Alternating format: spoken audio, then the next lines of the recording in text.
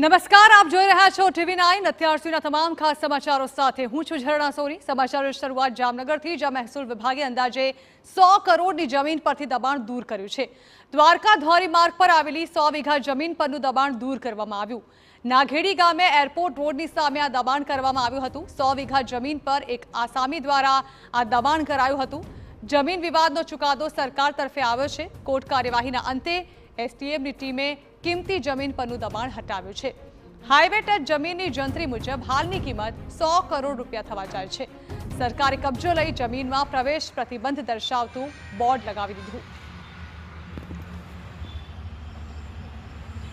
જે સરકારી જમીન છે કે જે કિંમતી જમીન છે તેમાં દબાણ દૂર કરવાની કાર્યવાહી માનનીય કલેક્ટરશ્રીના સીધા માર્ગદર્શન હેઠળ પ્રાંત અધિકારી જામનગર ગ્રામ્ય, મામલતદાર ગ્રામ્ય અને એની ટીમ દ્વારા એ જે ઓરડીઓ અને ખેતી વિષયક દબાણ હતું તે સંયુક્ત ઓપરેશન હાથ ધરીને તેમને દૂર કરવામાં આવ્યું છે અને આશરે 16 હેક્ટર જેટલી સરકારી જમીન કે જે મોકાની જમીન હતી તે ખુલ્લી કરાવવામાં આવી। હાલ તેનો કબજો સરકાર હસ્તક લેવામાં આવ્યો છે।